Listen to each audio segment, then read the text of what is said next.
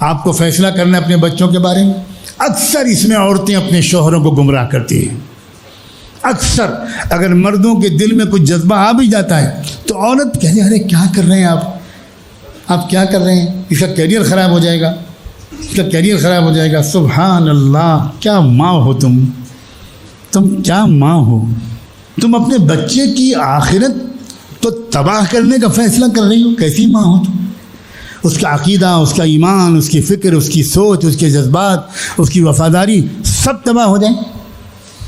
وہ دشمنوں کے ہاتھ کا ایک آلے کار اور ہتھیار بن جائیں. تم اس پر آمادہ ہو. یہ وقت ہے بہت سوچ سمجھ کر فیصلہ کرنے کا. ایک نو مسلم تھا, ایک شخص تھا جو یہودیوں میں پیدا ہوا اور پھر وہ اسلام لایا. لیوپولڈوس اس کا نام تھا پہلا. بعد میں اس کا نام اسلام لانے کے بعد محمد اسد رکھا گیا. بہت بڑا رائٹر, مصنف, مفکر تھا. اس نے اپنے اسلام لانے کے بعد بھی بہت ہی عجیب و غریب کتابیں لکھی ہیں. اس کی ایک کتاب کا نام ہے روڈ ٹو مکہ. اپنے اسلام لانے کی پوری داستان لکھی ہے. اس نے یہاں تک لکھا ہے, کیونکہ اس نے بڑا دورہ کیا اسلامی ممالک کا, اور اس نے اسلامی ممالک کو ایک کشمکش کے درمیان دیکھا کہ ایک طرف صورتحال یہ تھی کہ ایک modern western system of education ایک حملہ آور تھا, اور لگتا یہ تھا کہ ملکوں کی ترقی اس ایجوکیشنل سسٹم کے بغیر نہیں ہو پائے.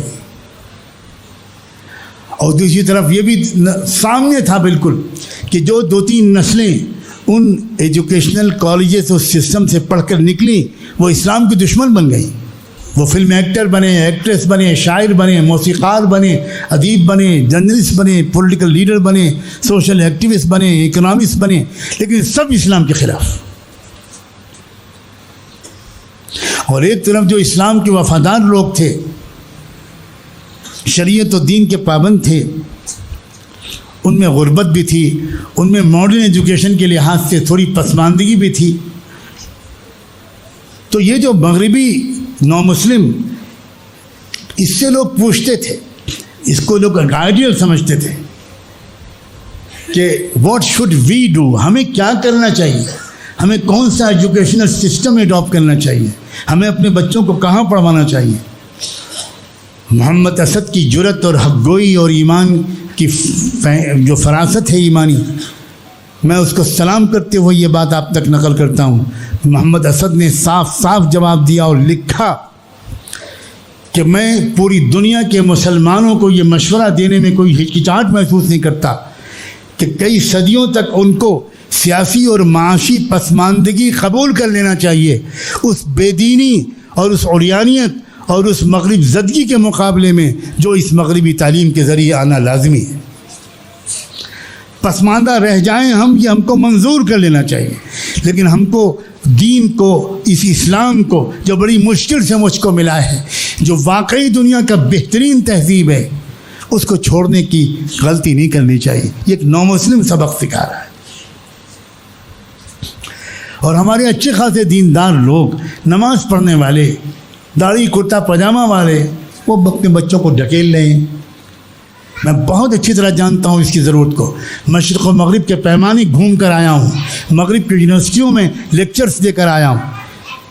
اس کے بعد میں کہتا ہوں, اگر آپ اپنے بچوں کی اسلامی اور ایمانی اور احسانی, ان کی فکری, ان کی عقلی, ان کی روحانی, ان کی ذہنی, ان کی اگر تربیت کے لیے بہت مضبوط انتظام کر سکتے ہیں, تب تو آپ بھیجیے اس بچے کو. ورنہ یاد رکھیے آپ نمرود کی آگ میں ڈھکیل رہے ہیں اس کو جو ابراہیم نہیں ہے. وہ صحیح سالم وہاں سے نہیں نکلے گا, وہ انگارہ بن کے نکلے گا, اور وہ ایسا انگارہ بنے گا جو خود بھی جلے گا اور چاروں طرف کی اسلامی آبادی کو اور اسلامی قدروں کو جلا کے خاک کر دے گا. اسی لیے سخت ضرورت ہے ایسے تعلیمی نظام کی جہاں یہ دونوں تعلیمیں یکجاں ہوں. سخت ضرورت. میں کیسے سمجھاؤں کہ یہ وقت کا کتنا اہم کام ہے, کیونکہ بلا شبہ ہم کو جو پولیٹیکل لیڈرز تیار کرنے ہیں، جرنلسٹ تیار کرنے ہیں، پروفیشنلز تیار کرنے ہیں، ڈاکٹر اور علماء اور وکلاء اور ججز تیار کرنے ہیں، وہ تیار کرنے ہیں جو حدیث و قرآن کے ماہر ہوں، اسلام کے علم بردار ہوں. ہمیں ایسے لوگ تیار کریں، اور ایسے لوگ ایک نئے تعلیمی نظام کے بغیر نہیں چل سکتے. تو جہاں یہ امکانات ہو وہاں اس کو ترجیح دیجیے، جہاں یہ امکان نہ ہو وہاں کم سے کم اپنے بچوں کے داخلے کے موقع پر آپس میں جب مشورہ کیجیے تو کیریئر کے ساتھ ساتھ آخرت کو سامنے رکھیے. اگر آپ ایمان رکھتے ہیں آخرت پر، اگر یقین ہی نہیں ہے کہ مرنے کے بعد نہ جنت ہے نہ جہنم، یہ سب بکواس ہے اور جھوٹ ہے، تو پھر جو چاہے کیجیے. پھر آپ کو کون مشورہ دینے کا مجھے حق ہے؟ افسوس یہ ہے کہ بچوں کے داخلے سے پہلے مشوروں میں آخرت کہیں نہیں آتی، کوئی پوچھتا ہی نہیں. کبھی نہیں تذکرہ آتا کہ میں کس اسکول میں اپنے بچے کو بھیجوں کہ میرے بچے کی آخرت بچ جائے.